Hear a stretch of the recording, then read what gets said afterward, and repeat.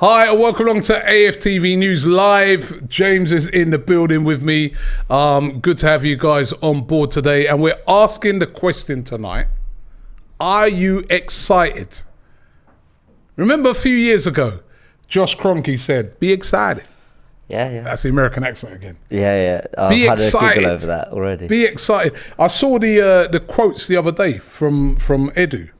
This was his quotes. He said, we still have a lot to do, but we're really excited to start the season with players that we have as targets and players we want to sign. Did you see him when he was talking about signings? He had a big smile on his face. Yeah. Now, a couple of weeks ago, we were all doom and gloom here. Yeah, I know. We were all doom and gloom. We're like, yeah, it's Arsenal again. Here we go for another transfer window. It's going to be the same old, same old. This one feels a bit different. And I have to say, personally, I'm getting a little bit excited. The players that we're linked to, Gabriel Jesus, looks like that's going to be happening. I think we could see that one announced possibly next week. Raphinha, we've already signed Fabio Vieira.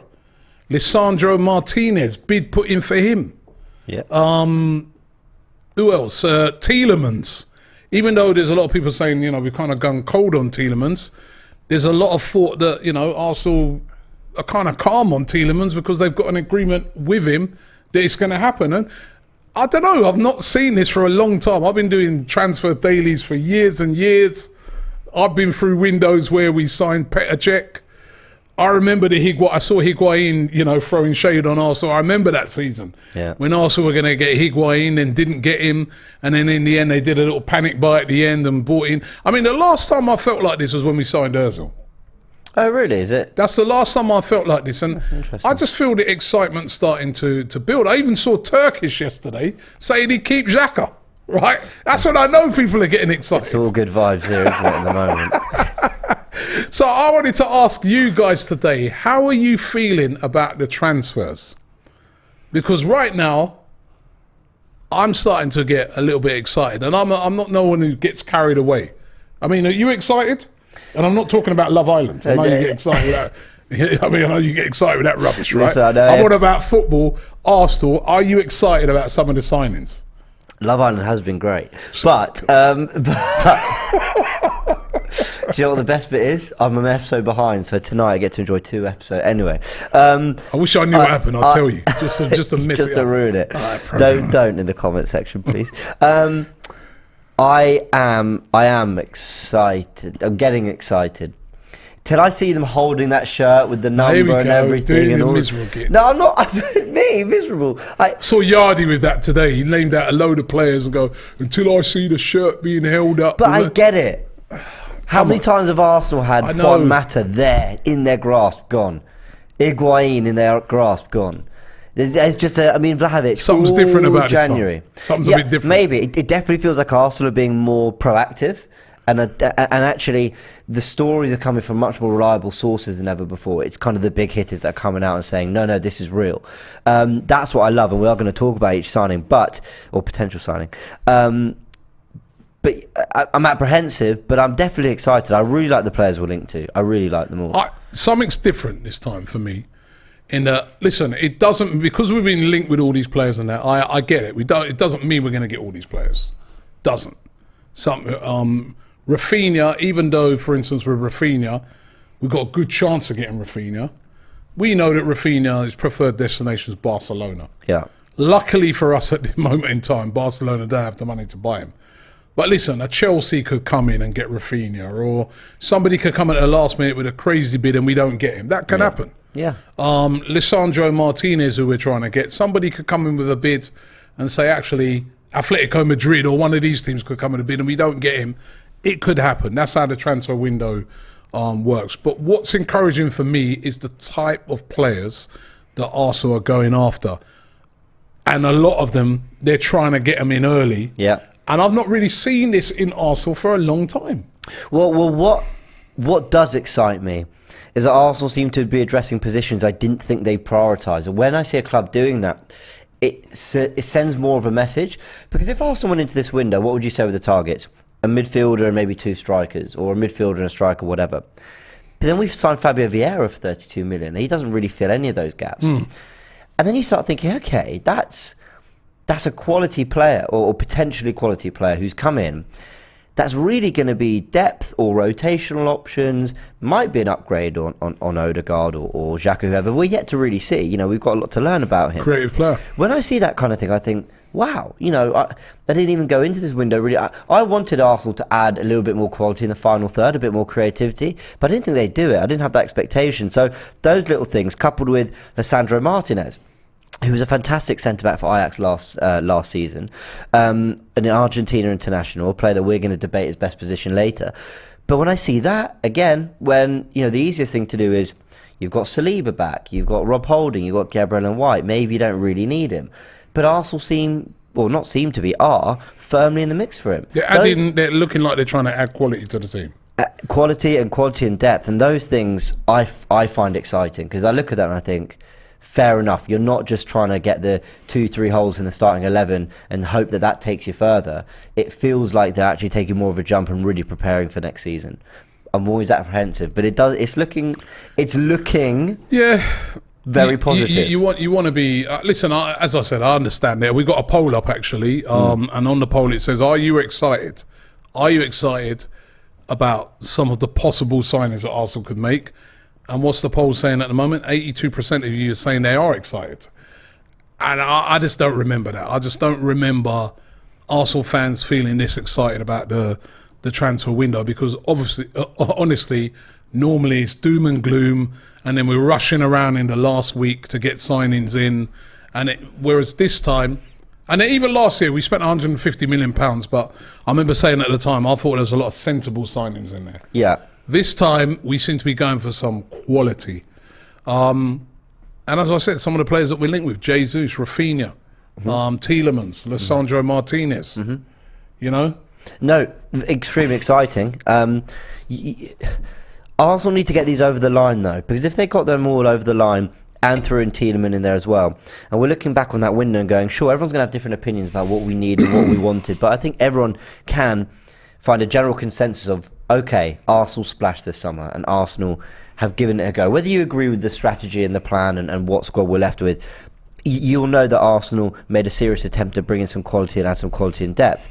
But they need to get it over the line, because we have had summers where there's been promise, where there's been excitement, and then Arsenal will deliver. Not like this. No, not the amount of play. We've had summers. Not the amount of this quality, I suppose. Yeah, we've had summers where we've been linked to an exciting player, like we had the summer when we were linked to Benzema. I'll never forget that summer. That was the most torturous summer ever. Yeah, we had a summer where we were linked to Higuain. Now, those were like singular players that we were after, that we were excited about. We're like, oh, wow, if we could get Benzema in, he'd be perfect for Arsenal, just what we need. And then we didn't get it. But what I like, and what's a bit different about this time, there's multiple players that we're after. Yeah. And all of them, I'm like, I could see if he comes in, that's going to add to the quality of the team. And if we get him, that's going to add to the quality of the team. And as our team, that makes us so much better. So, and that's what, as fans, that's what you want to see. You want to see, you know.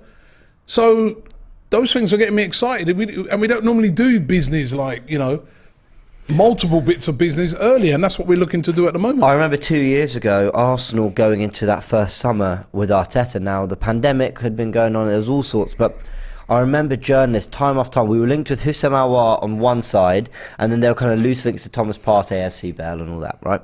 And I remember the top journalists kept coming out and saying, it's one or the other.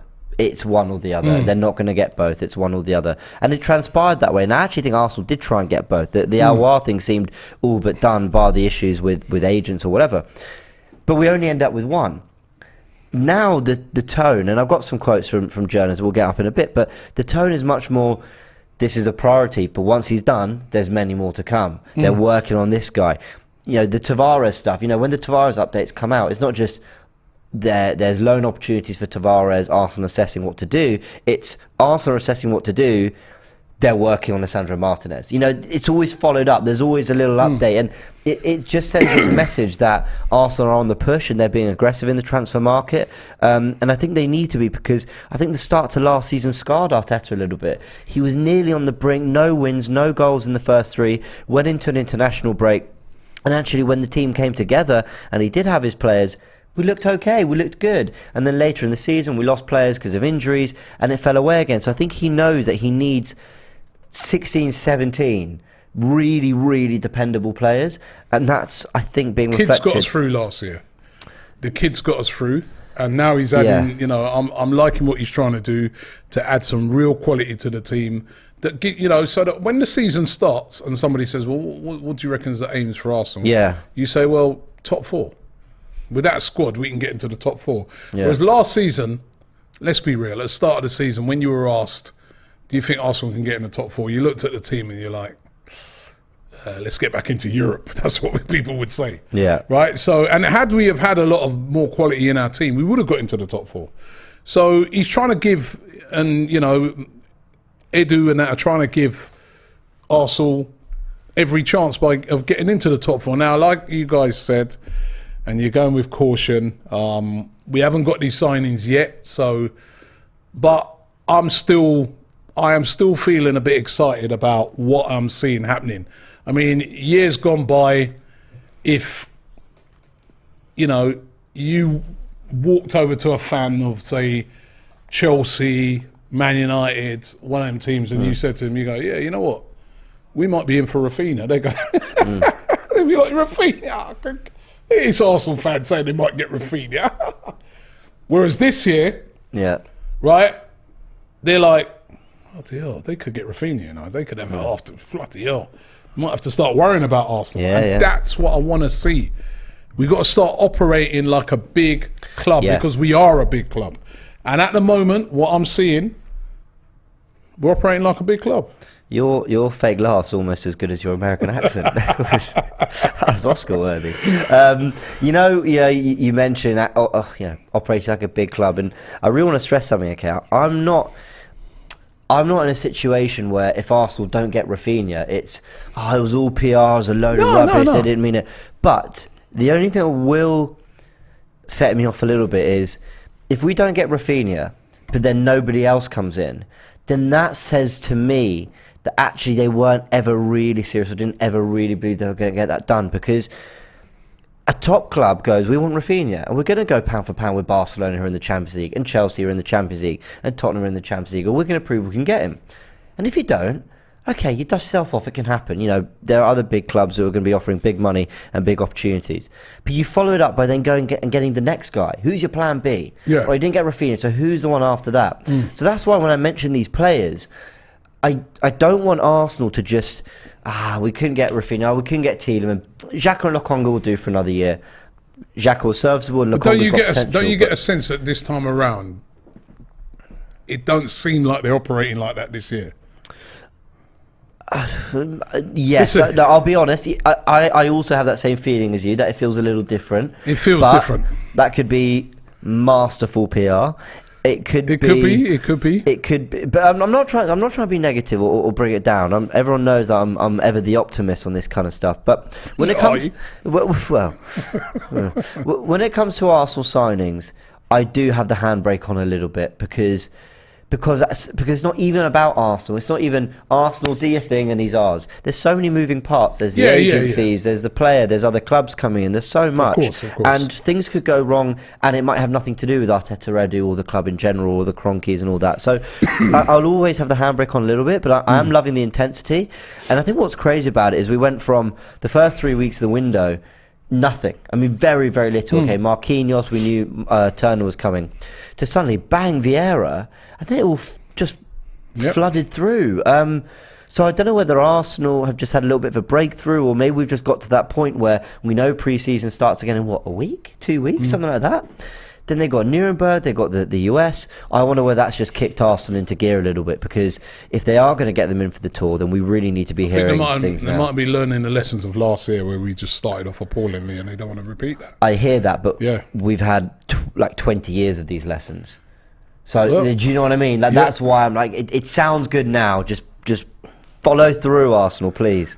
Be excited. Right, No. Let's do some of your super chats. There's a load of them that's coming in. Hackpot said Tielemans. Now I heard this one yesterday. Tielemans.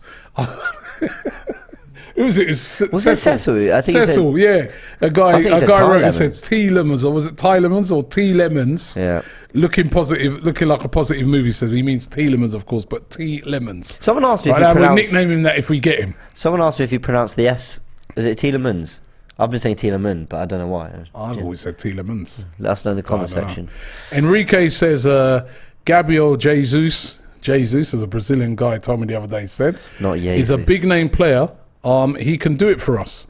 Gunnar Sand says, correction, Robbie, it's pronounced Lemons now. Lemons. All right, Lemons.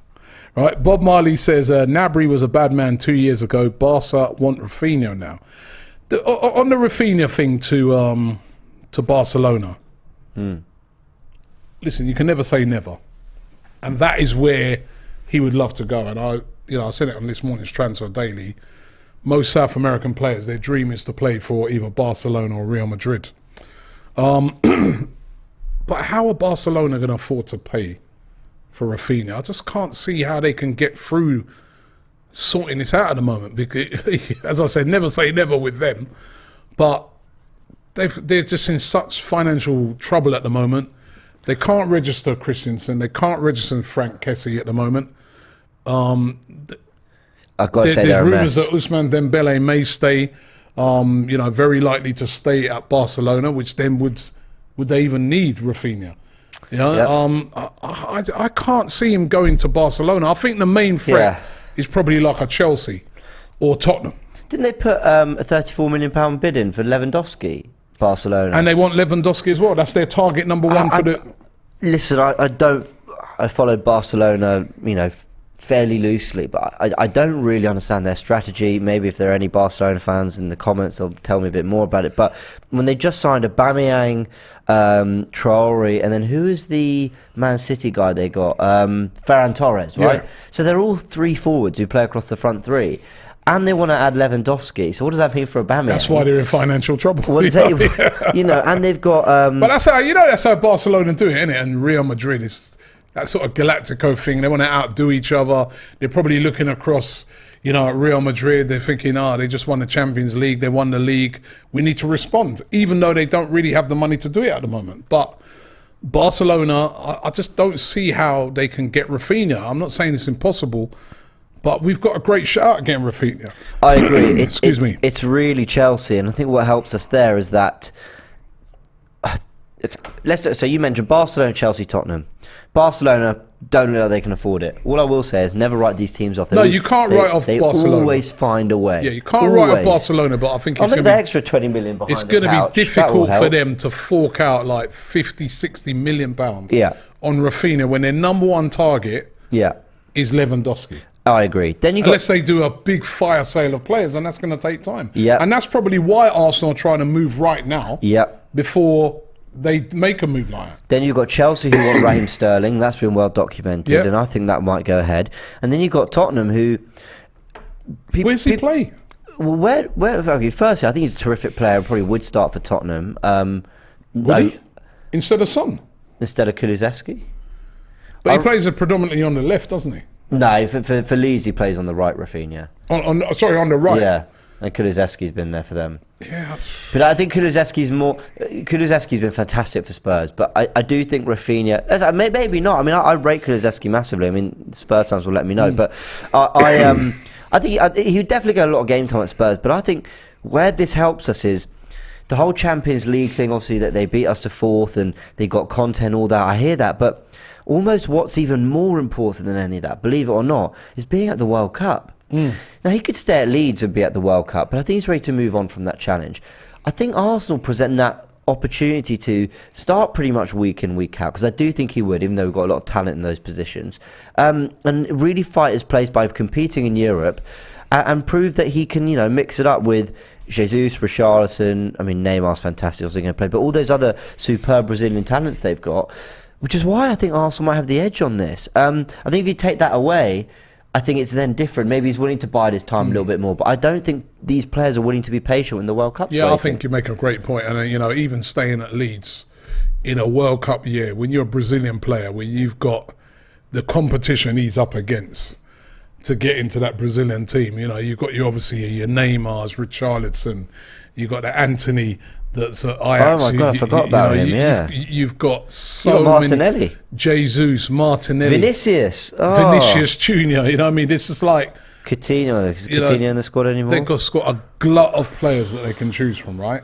Yeah. Now, if you're playing for a high-profile team like Arsenal, right, which, listen, let's have it right, Arsenal is a very, very high-profile team, well-renowned. Doesn't matter if they're not in the Champions League. Same with Man United. If he's playing at Man United, it doesn't matter that they're not in the Champions League. Their games are going to be shown and watched around the world by millions and millions of people. If Leeds United are being shown, no disrespect to Leeds, it's not the same volume of people watching them. He could be playing in a struggling Leeds. We saw how much they struggled last year. Yeah. Is that going to be great for him? He wants to be playing where he's going to be right there in front of the Brazilian coaches and, playing at Arsenal with Edu there, with his influence with the Brazilian squad, playing possibly with a Jesus and Gabriel and players like this, he increases his chances of getting into that World Cup squad. I know it's not Champions League, but he increases his chances of getting into that. Yep. So to me, I think that's a huge factor. it's a big factor, and I do feel that Arsenal need to move fast on it because, as I said, Barcelona, obviously you're playing for Barcelona. Yep. That also puts you right in the shop window, but would he start every week? Then that's the other thing as well. People need to remember these World Cups, right? That, for us fans, they come about every 4 years. For players, they don't. And what I mean by that is, okay, you've got to qualify. But let's assume Brazil will always make it to the World Cup, right? I don't know how many they've missed. And they've got the most pedigree of any country in that competition. Jesus and Raphinha competing for a place this year. Maybe next year they think, okay, well, you know what, I'll go to Tottenham, I'll bide my time because they've got a fantastic front three, I've got to earn my place. Maybe you don't make that squad. Maybe the year after you get a knee injury. That could be 8 years between your World Cup appearances. And plus, remember, James, right? For a Brazilian, playing for Brazil everything. Is bigger than playing for Barcelona, bigger than playing for Arsenal. That's their biggest, that's the big deal. To be playing in a World Cup for Brazil, it gets no bigger than that for a Brazilian footballer. Did Alex Oxlade-Chamberlain miss, I think, a series of World Cups or something? I think there was was it? Please let me know in the comments, guys, or which player it was. There was someone who missed back-to-back tournaments and because of injuries. And, a player's career is short. That's why I know they earn obscene amounts, but it's why I don't begrudge them too much getting whatever they can, because it's a short career. And these opportunities like the World Cup, they don't come around. Yeah. They come around every 4 years, but you never know what young player's going to be there in 4 years' time competing for your place. You don't know what condition you're going to be in. You don't even know if you're going to be fit necessarily. I just think it's all about them. And for these next 5-6 months, it will be, where can I go where I'm happy to play, it looks good on the CV, I'll have good opportunities, a good project, but mostly I'm going to play. But not just that, as I said, forget the CV, forget all those things. For a Brazilian footballer, if you used to speak to any Brazilian footballer, if you to speak to any Brazilian fan, the highest thing for them is playing for Brazil at a World Cup. That's bigger than the Champions League. That's bigger than playing for any top team. That is the pinnacle for them. That is the absolute pinnacle. Someone here's mentioned a couple, Jan Raditya and Keith Speck have all said Marco Reus. That's a really good one. Utsav said the same. Yeah, Reus, Ubaldo Reus. Yeah, I remember. It was such a... I think he's played one tournament for Germany and he was he was their golden boy, wasn't he? Yeah, that was another player we were linked to back in the day, by the way. Yeah.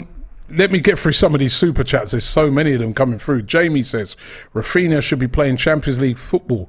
Surely he's that good. Yeah. But if you get him, you'll have a right player. Listen, he should be playing Champions League football. But listen, yes, and that's one of the things that could go against Arsenal in signing him. But I still think Arsenal's such a big name, and you factor in the World Cup, it can help to, and put the money in there. That's the biggest one. It can work out for Arsenal. Jishnu says, you guys keep saying Tielemans squad depth for Partey. When I look back at the best games last season, he was playing CDM. Bissouma, Ndidi is depth. Tielemans needed a CM as an upgrade to Xhaka, he's saying. Chaitiana Carl says, I'll be excited by a marquee player like Gnabry. That would be, listen, Gnabry would be good, but you can't tell me you wouldn't be excited if we got somebody like a Raphinha. I would be. Yeah. Armin says, why do you think this the Jesus deal is taking so long? Well, listen, these deals ain't just done like overnight. You know, I mean, they do take a little while to get done. There have been other clubs that have been after him. They've been haggling, obviously, over the amount. He's only got 1 year left on his contract. So normally you'd be expect to pay a lot lower fee for a player like that. But, you know, Man City, they're in a good position. They know that Arsenal desperately need a striker. And they've maintained their position on the fee. I mean, that's probably why it's taken as long as it is. But if we can get it in before the start of, pre-season, then it's all great for me. Yep. Jishnu says the last explosive player we had was Alexis, a guy who could produce things out of nothing. Is Raphinha in the same ilk? That's Nkunku. We need a world beater. Raphinha may be in the future, but not yet. Yeah, Nkunku, he signed a new contract at RB Leipzig, so he's not available. He has got a release clause in it, but he signed a new deal. On the Raphinha thing, I remember when we played Leeds last year, I know we beat them pretty easily, but I only played Leeds at Ellen Road. Every time that guy picked up the ball, I was fearful. Yeah. He is a quality player. Yes, and you know what? He's a player that can get better.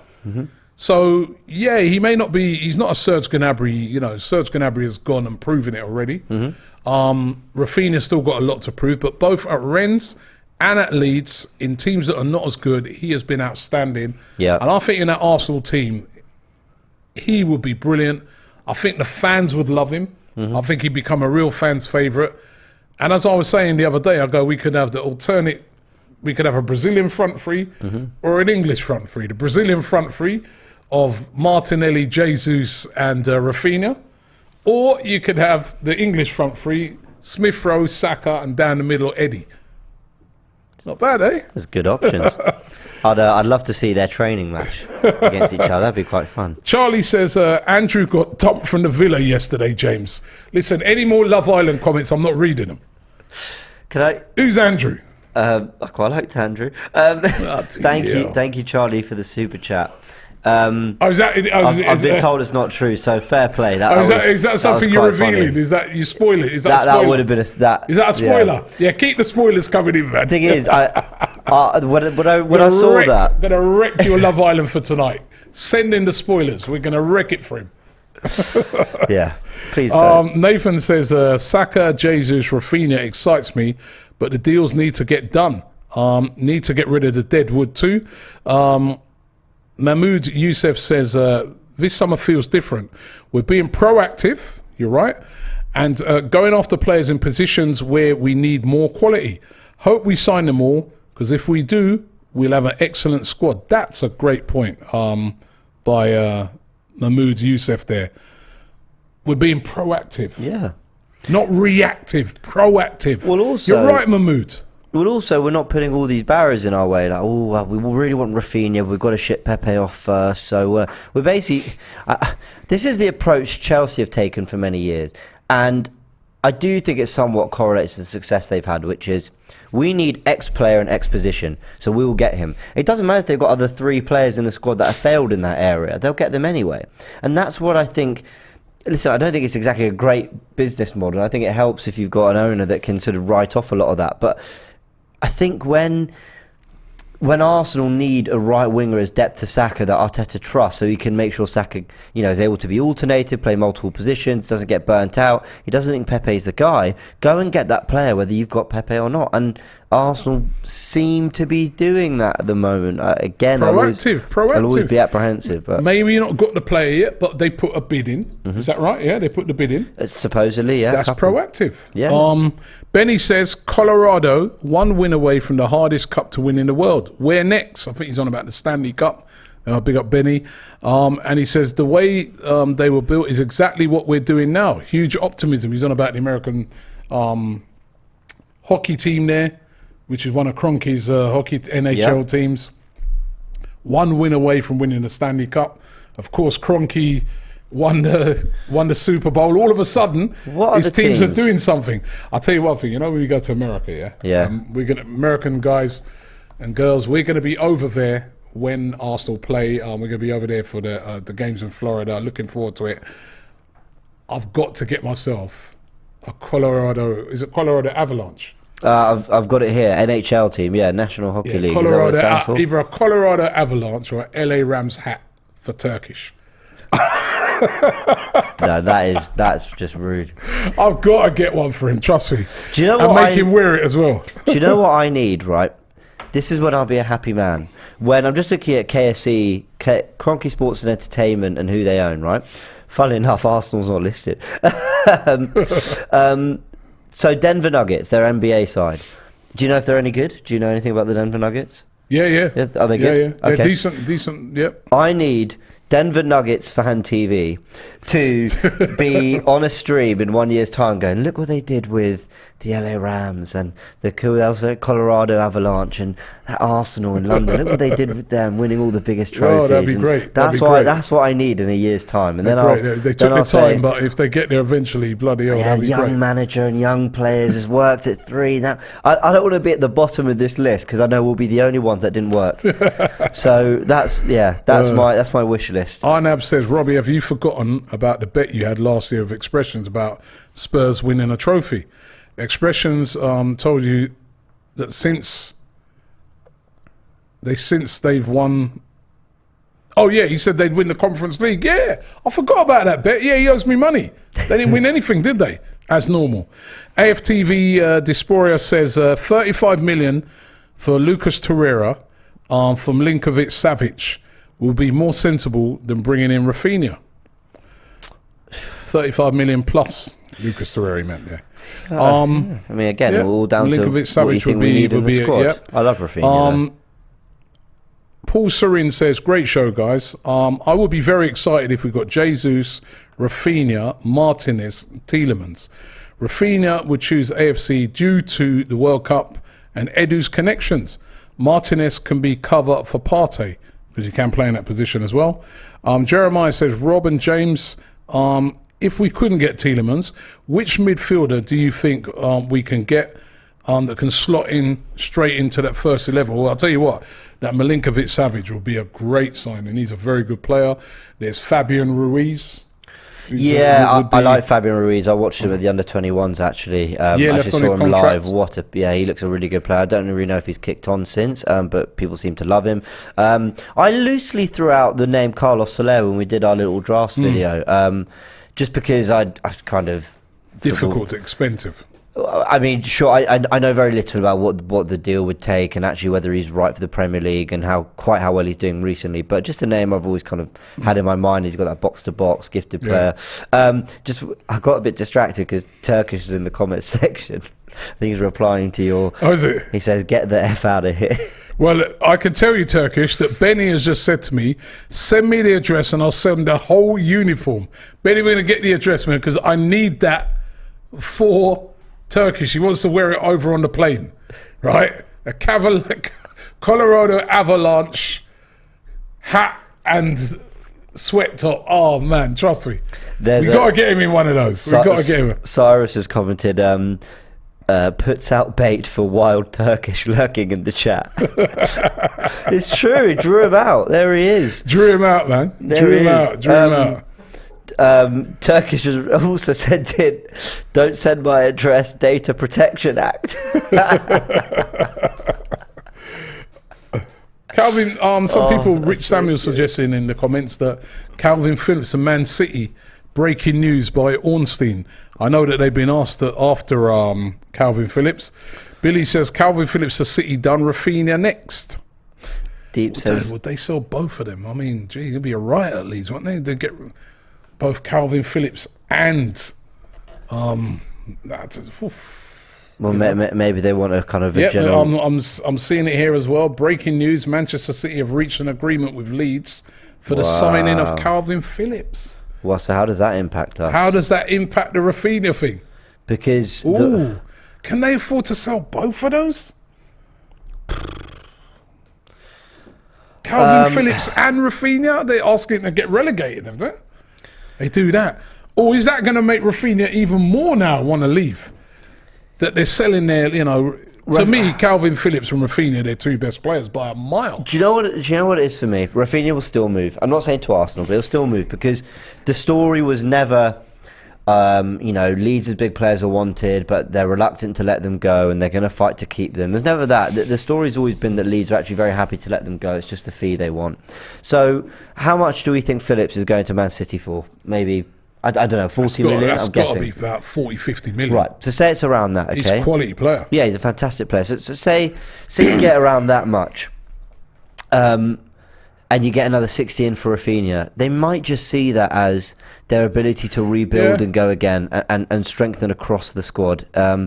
Sometimes you've got your one or two quality players, but actually you're better off having 6 or 7 good ones. Yeah, I don't know. Remember when Spurs bought all those players when they got the Gareth Bale money? Yeah, but most doesn't always work out that way. I mean, most of them weren't good. Jeez, I mean, Christian Eriksen was very Calvin good. Phillips and to lose Raphinha. City are poised to pay 42 million with potential bonuses valuing 3 million. How does that affect? Wow. How does that affect Raphinha's mindset? He's 26.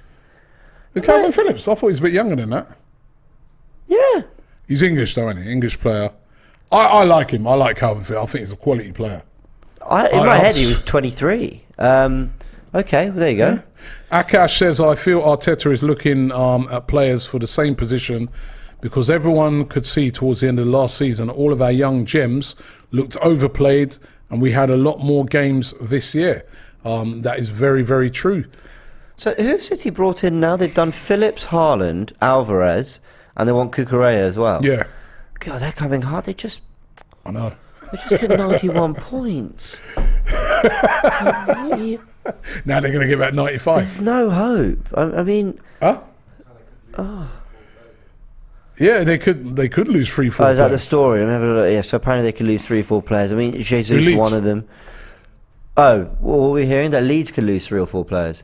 Or Man City? Oh, yeah, Man City, okay, Man City are going to lose some players, but I'll just go back onto the Leeds thing. Yeah.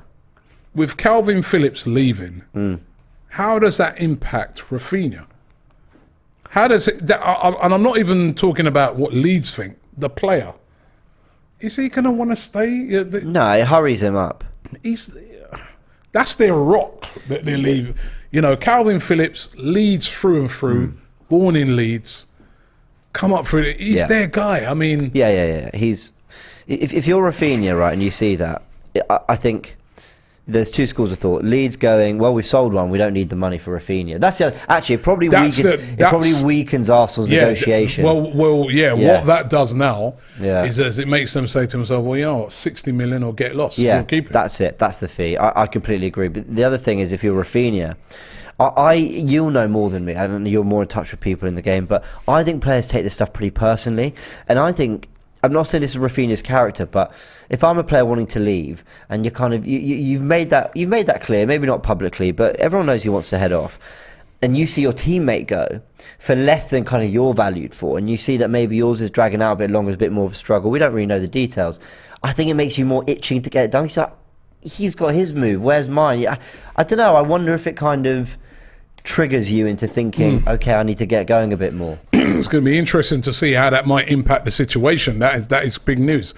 Elijah says, by changing the approach to buy first and sell later, hopefully we change the dynamic for us and that we get more than 4 players we sell, i.e. we'll be in a position of strength.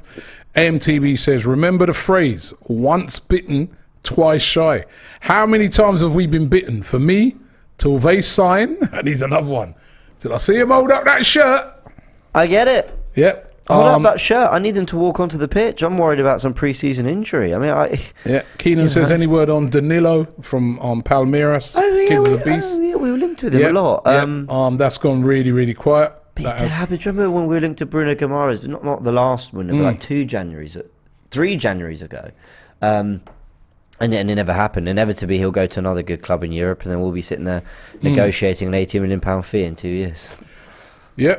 I'm wondering from you guys, how do you think that news that Calvin Phillips, reached an agreement, as David Ornstein's broke that news, with Manchester City to, join them. How does that impact any deal for Raphinha? Does that hasten it? Does that,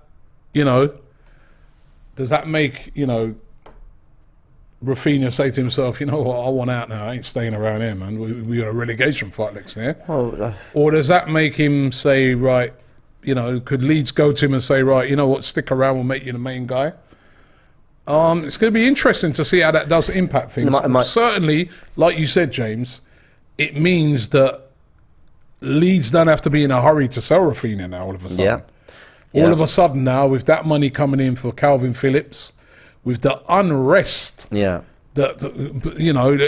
have that right. Leeds fans are going to be absolutely gutted about that and upset, even though they'll understand he's going to City. But, you saw the Villa fans when Grealish was going to, Man City. They didn't understand it, did they? They were still angry about it.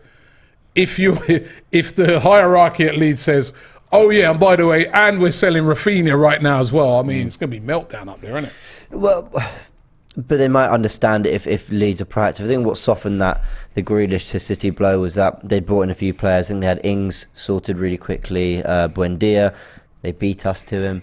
There's a few other bits and bobs, weren't there? And I think Leeds will probably be doing something. I've seen them linked to Octavio, I think, from Porto. There's another guy called something.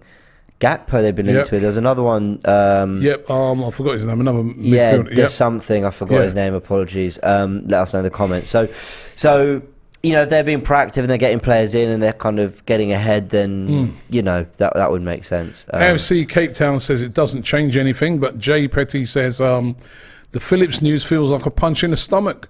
They don't need money anymore. They'll price us out. I'm tired of Man City, he says. Bijou says we should go for Ruben Neves. I like Neves. Player.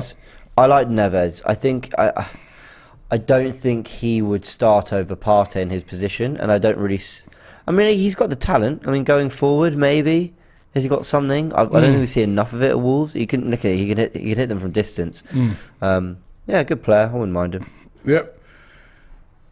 Yeah, very interesting news now. I mean, am I excited now? Has that mashed up a bit of my excitement now? Now I'm thinking to myself, does that affect the Raphinha thing? But I'm still excited because, listen, as I said, I still like the type of players that we are looking at the moment. Turkish is back, you know. What's he saying now? He says, I'll be back in 2 weeks and we'll still be in direct communication with Jesus, Martinez and Raphinha. He's going on holiday, isn't he? Hey, listen, enjoy your holiday, mate. Enjoy your holiday. When you get back, we're going to have that LA Rams hat for you and the Colorado Avalanche sweat top.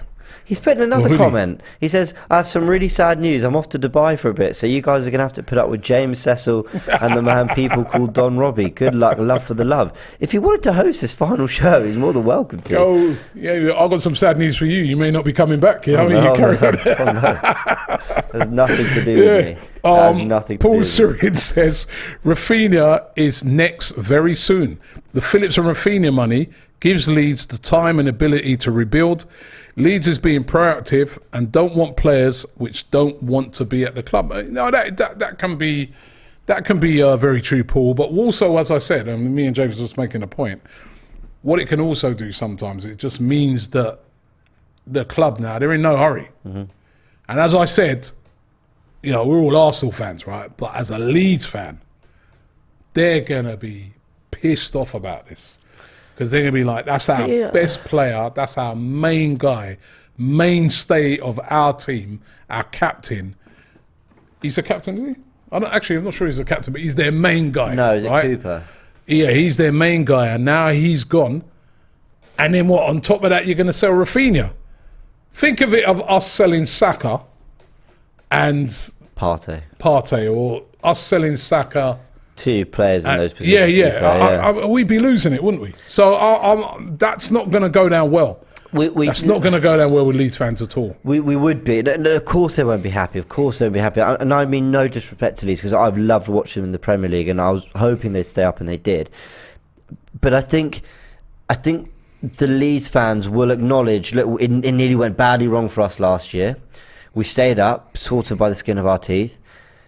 We're going to move them on for a combined 110 million, and you can reinvest that well. And their recruitment, I think, I'll have a look at their signings, but I think the recruitment's been pretty good. Yeah, well, look like last year, where they just about saved themselves from relegation. Cassius but Brooks they had says, injuries, didn't they? Cassius Brooks says, Grealish from Villa, now Phillps from Leeds. Man City always snatching up other teams' best players. And it works. They're definitely shopping in the domestic market a little bit more. Zane says Raphinha is a good player, but Arsenal need two CMs with Partey's injury record and a second striker more than Raphinha.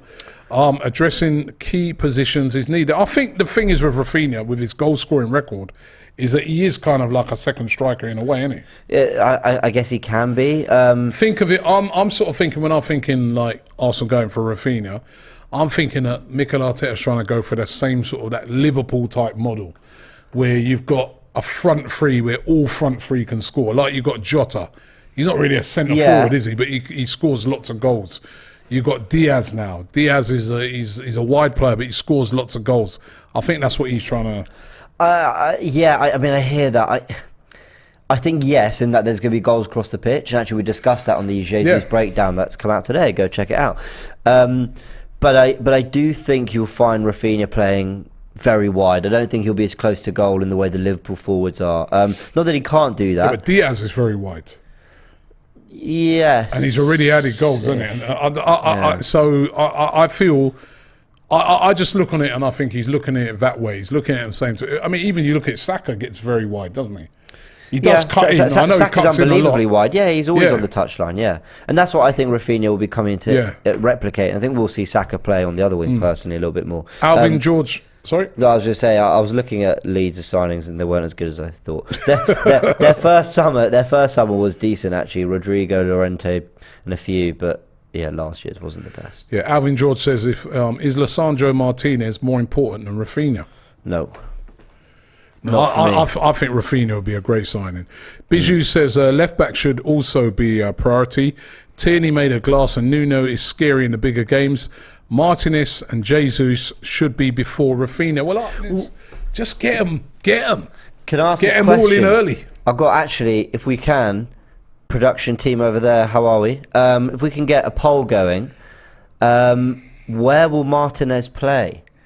Or what's he being brought in to play? But anyway, point is, left back or centre back? Because we're having this debate in the office. I personally think he's coming in to become a left back for us, but he did play almost all of last season as a centre back.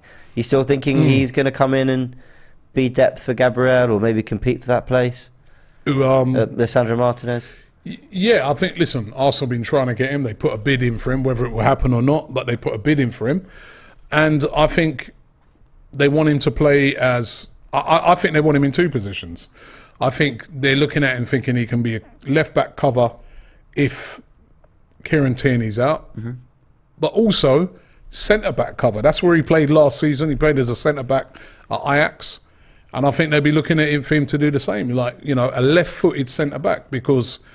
we don't, apart from Gabriel, we don't have any other left-footed centre-back. So, and if you're going to, you know, suppose Arsenal, for instance, want to play a system where they want to play in a free, and Tierney's injured, you can't do that system, can you? Or you can put Xhaka in there, but which we've tried before, it doesn't really work because he's not really a defender. So, I think that's why Lisandro, and then of course he can play as a defensive midfielder as well. Yeah, he's played in that position before for Argentina. Yeah. So he's a very versatile player, but primarily, I think he'd be like a centre-back who will also, you know, anything up with Tierney can cover that position as well. I honestly think he's coming to be a left-back. Rich has summed up here, like Tomiyasu type. So it'll be a Tomiyasu type left-back. And I get what he's saying. Because Tomiyasu can play as a centre-back as well. He's played that in Italy quite a few times. Yeah, played for Japan as a left-sided centre-back in a back three. So he's very versatile across the back for Tomiyasu. And what Tomiyasu's got is fantastic aerial ability. He's 6'2", quite good with both feet. Lisandro Martinez, from YouTube scouting clips, does look more heavily left-footed. I might be wrong about that, but he's a shorter player, which I don't think has affected him too much aerially. He's got a good leap, supposedly, but I think he's coming in to be the left-back. I think Gabriel and White, with Saliba competing, I think those are the three that will fight for two positions.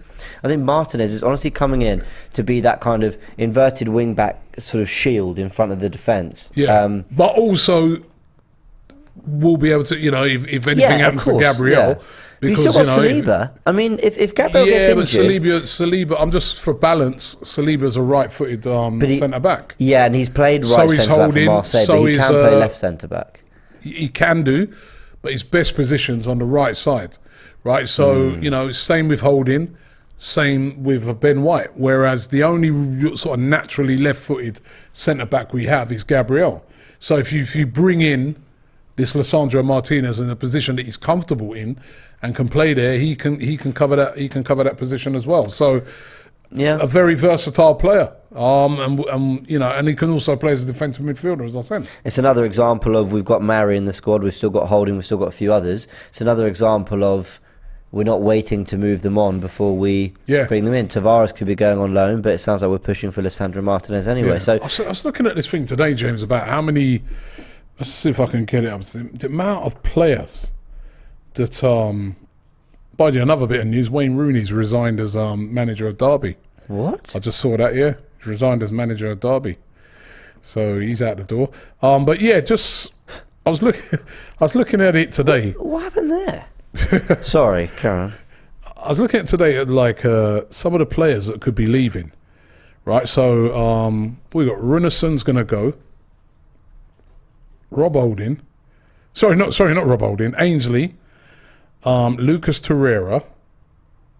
Pablo Mari. Bellerin will go. That's at least 5 players right there that are going to go through the door, isn't it? Yeah. This is a lot. So there's a lot of players. Bern Leno, that's another one. 6. I feel there might be a surprise one. I wouldn't be surprised if Xhaka got a move to Germany. It wouldn't surprise me as well if Pepe goes. Yeah. So there could be we're talking about the amount of players that might come in, but it could be 7 players, Mauricio, for instance, going. And as a lot of people are saying, what Arsenal kind of doing, normally what Arsenal do is they concentrate on getting rid of those players first. Absolutely. Sorry, Mauricio said, can we sign Rooney as our backup? That did tickle me. But what you might find if Arsenal do their business properly and continue this trajectory is that actually these players go for more money than we actually even expected them to at the beginning, because look at Harry Winks, who's been linked with Everton. Tottenham are saying they want 20 million. But the reason they've got the negotiation power is because they brought in Basuma, they got Bentancur in January, and they've got Skip, who they like, they've got Højbjerg. So they've got 4 players with 2 positions, because he only plays 2 central midfielders, Conte. A player like Winks, they've got the players, and they're not saying, well, we've got to get rid of him to make room in the squad. And that's how Chelsea have done stuff. And when Arsenal are in that position where they've actually got who they want, they've brought players in. Yeah, there might be a bit of a budget deficit. Maybe they might have spent a little bit more than they'd want. But at least clubs are coming to Arsenal, and Arsenal going, listen, we've done what we need to do in the window. So if you want them, pay up. And it does put you in a better negotiation position. Yeah. So maybe you might find in a couple of weeks or a month, if Arsenal get the business done, it's looking like they might, then suddenly that 15 million is paid for Torreira. It's the same sort of situation with, say, Bellerin and Torreira, basically, where both clubs that they were on loan at were trying to get them for either nothing or next to nothing, and Arsenal said no, sorry, we're not giving you for nothing. We'll hold on to them until the transfer window's got a long way to go. For Bellerin, we want money. Now all of a sudden, there's a few clubs in for Bellerin. There's a few clubs in for Torreira. They're doing the right thing in that as well, without just giving them away for nothing. Elijah says, question would be money plus Pepe. Would that be a bad deal? So Pepe to Leeds plus money. Well, Pepe would have to agree with that first and foremost. And I don't think Pepe would agree to that. I think he's destined to go back abroad. Yeah. Pepe. Bijou says, exactly, forget who they are. Would you prefer a versatile defender who can cover 3 positions, or a Saka backup, and we still have Pepe? Well, that's because Bijou, that's because Pepe. Yeah. I think it has to be, we have to get out of the mindset of you know, we're going to just keep players. It should be, and I'm hoping this is how Edu and those guys are thinking, is we're looking at these 3 players and we're going to get them in, then we'll move the other ones out after that. And remember, the exact order that we want them in doesn't mean that they won't get a player, because the summer transfer window closes on the 1st of September. Yeah, I think people are forgetting that. It's a long time. The 1st of September is when this current transfer window closes. So they may get a couple of the players in that they really want for the start of the season. But there's a long, long way to go in this transfer window. And I've just got a feeling that Arsenal's strategy, this transfer window, might be to get in 2-3 players that they really want for pre-season, which is Jesus, obviously, seems to be one of those. And then Lisandro Martinez, or maybe a Raphinha. Yeah. Then they go after the others later on down in the window, because the window doesn't close until the 1st. And you know what it's like in transfer windows, as you get nearer to the end of the window, all sort of bargains start to come up, loan deals, stuff like that. So you get your main targets in early. That's how a good club should be operating, and then you then wait emerges, and see what else emerges. Yeah, absolutely. Yeah, but listen, that's definitely put a spanner in there. Calvin Phillips going to Calvin Phillips going to City. That has really Blue Mekki says, do you guys think that Leeds will raise the price of Raphinha since they sold Calvin? That they want to sell their 2 best players? Well, that could happen. It could. Do you know could what? happen. They're in no rush now. Some clubs, and I do quite like this, some clubs when they're selling players, they're very frank, you know, and you got your Leons of this world who 1 minute is 40 million, you get to 38, then they go, actually we want 45, and then their president's coming, also Aulas is coming out and saying, oh no, we've not agreed a deal, then 2 days later it's actually agreed, and all this stuff. Some of them just play games throughout. There are others that just go, it's really simple. If you want this player, we're happy to sell, but this is the price. I don't think they're going to be messed, because Jesus is keen on it, because I think they want the money to reinvest. I don't think they're going to mess around. I think if any of those clubs hits the required, transfer fee, I think he'll be off. I don't think they're going to mess around. Do you think Arsenal themselves now, though, might say, well, you know what? Now we're not going to rush to get him. We're not giving you no more than 50 million. You've let Calvin Phillips go for under 60, so we're giving you 50, and we'll just sit and wait on that. No, because they can't. Arsenal can't, go on holiday. This is the one time they need to be active throughout the whole thing. And we're hearing that Tielemans has been cooled down because they're working on all this. And if suddenly they cool down on Raphinha, they'll be cooling down a bit too much. I mean, I know it's hot here in London at the moment, but I just think. I think Jesus is the next one. Okay, Matt Turner. Then it looks like Jesus will be the next one that I think will hear something really pick up. But they can't afford to take their foot off the gas, because I think what's got Arsenal into this position with Raphinha is that they've been quick. And if you're a player and you feel wanted and you feel like there's a club making real moves for you and for other players, that that excites you. They can't waste time. Yeah. Anthony Tio 1993 says Raphinha is a waste of money unless they plan on selling Pepe. Saka, right wing definite. Odegaard will not lose the number 10. So Vieira will play as CM with Partey or Xhaka alongside him, like City play Fernandinho and Rodri as their DM. And we have Martinelli and Emil Smith-Rowe. So why Raphinha? The reason being is squad depth of quality, of absolute quality. 5 substitutions this season as well. So, And because we don't want to flog Saka to death again. It's not even just quality depth; it's just quality. He's just fantastic. I mean, Yeah. I love our young players. I think their ceiling and their potential is absolutely phenomenal. But I think he comes in and instantly becomes one of Arsenal's best players. Definitely. Josie says Lissandro is a baller. His passing is insane on the ball. Dan says Raphinha is on his final year of his contract. No, I think he's actually got. I'm sure Raphinha's got 2 years left. Yeah, I don't think he's on his final year. That's why he's so expensive. Kellan says we need quality. 5 sub rule is bigger upset than the Winter World Cup. No more starting 11. Competitive clubs will have a minimum 15 quality players and will set up the best suited to get the points on any given day. And that is a great point. And we hear this term being used in football a lot now, of the finisher. That player that sometimes is brought on, say, on a 70 minutes Right. to just come on there and just work his magic, you could see a Raphinha falling into that category, or vice versa, him being alternated with a Saka. Although you were saying to me earlier that you're not sure if Raphinha would even play on the right-hand side, wasn't you? No, I don't think he'll play on the left. I think he would play on the right. You think he'll play on the right and not on the left-hand side? And I think Saka would be moved to the left. Yeah, I think Raphinha is just a little bit more naturally that flary dribbler who, you know, there's a lot of work for Saka to do when he's out on that touchline and 3 or 4 men get around him. And yeah, sometimes him and Odegaard link well and Cedric can overlap. But I think Raphinha is that little bit better at committing men, beating them, getting to the byline or opening his body out and coming inside. And I think Saka will enjoy a little bit more on the left, picking up those pockets, but also making those runs from the outside in. There's going to be a breakdown coming out soon that Turkish and I did. So I explain a bit better there, but yeah, I think Saka can thrive on the left. Manpreet Singh says, what are our chances of getting Gnabry over Raphinha? I mean, at the moment, none, because no one's linking us with Gnabry and everything's about Raphinha. But, you know, things change. At the moment, listen, Gnabry hasn't signed a new deal. He is a player that only has a year left. Yeah. He hasn't signed a new deal. Who would you rather? Or if it's Gnabry. I think Gnabry edges it for me. Yeah, Gnabry's world class. Yeah. He's proven it already. Edges it was kind. Yeah. I think what he's proven in the Champions League, what he's done for Bayern Munich, the fact that he can play left, right, and up front, I think that's another thing. But world class international player. Yeah, but I am really, really excited about Raphinha. I really hope it happens.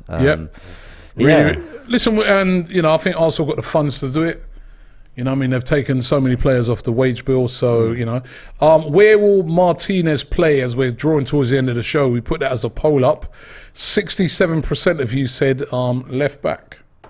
All right, so they're going with you. Yeah. And we just put a little last-minute poll up there. Gnabry or Raphinha? 61% at the moment saying Gnabry, 39% Raphinha. Interesting. So I asked him, actually, Emil says there, what about Reece Nelson? Stay or go? Go. Raphinha comes in. That's another player. I missed him. He'd be off as well, wouldn't he? I think he'll actually get a decent move as well. I think he had a decent loan with PSV. Yeah. So there's a lot of players that they can move on. And Devon Carr says, is Gnabry someone we wait for his contract to expire and he gets to see if we progress or it works for both sides? I think he gets snapped up before his contract would be up. And the governor says, would you rather Gnabry and Scamacca or Jesus or Raphinha? Jesus and Raphinha. Jesus and Raphinha for me. You know what it is as well? Jesus and Raphinha both played in the Premier League. In the Premier League. Yeah. And Mass says, love the James and Robbie duo. So you heard that, Turkish? You stay where you are, yeah? You don't have to come back. Stay in Dubai. I heard it's about 15 degrees out there. Right, so don't go outside either because you burn up. Poor guy. And, what happened to all the spoilers for Love Island? I wanted to give him about 5-6 of them before the show finished. Well done, everyone. You didn't send them through. You know what I mean? I didn't see them. But listen, we've come to the end of the show today, and we're a little bit excited. You know what I mean? We're a little bit excited that, you know, Arsenal seem to be looking in the right direction. I do get a feeling that Jesus could come in. We could hear something really positive on that for next week. And the Raphinha one's going to be interesting now. Yeah. Now that we've got this news, whilst we've been on air about Calvin Phillips, you know, going to Manchester City, the Raphinha one's going to be really interested. Are Arsenal still going to pursue that hard? Will the money go up? Will Leeds sort of, you know, play hardball on it now that, you know, they've sold one of their best players? Going to be really, really interesting to see how that one pans out. But that was a dynamic that was thrown into it as the show. It's almost like they saw the title, we're excited, and they said, oh, hold on, watch it, it's steady. But we're still excited because, listen, Jesus, Lisandro Martinez, Raphinha, I like the fact that we're being linked with these players. I like the fact that we're going after these type of players. They're being worked Can we on. get them done? That's another matter. but I like the direction of travel. Yeah, I agree. Have a good weekend, James. And you. And have a good weekend, all of you guys out there. And we're going to be back with a new show on Monday. Got some great content coming out over the weekend. Go and check out the video that James done where he really breaks down Jesus and how he feels Jesus will fit into Arsenal's team. And also, don't forget, on Sundays, the Claude Cup, right? Please, if you're in London, you can get along. It's going to be taking place at the New River Sports Centre. We're going to be filming it as well. So come down there. We're all going to be down there raising money for the Gunnar Claude Trust. If you can't make it, there's a link in the description that you can press right now and you can donate to that great cause. If you're coming on a day, £6 to get in, which is effectively a donation that goes to the cause as well. So thank you very much. Please get down there and support that. But we'll be down there on Sunday. It's between 12 and 5 o'clock. So looking forward to seeing you guys down there. SE Dons, Hackney Wick, AFTV FC and the Wall FC all competing for that cup. And I'll tell you, it's an outstanding cup as well. Trust me. So make sure you come and check it out. Thanks for watching the show. We will see you. I'll be back in the morning with Transfer Daily, by the way. So I'll see you then.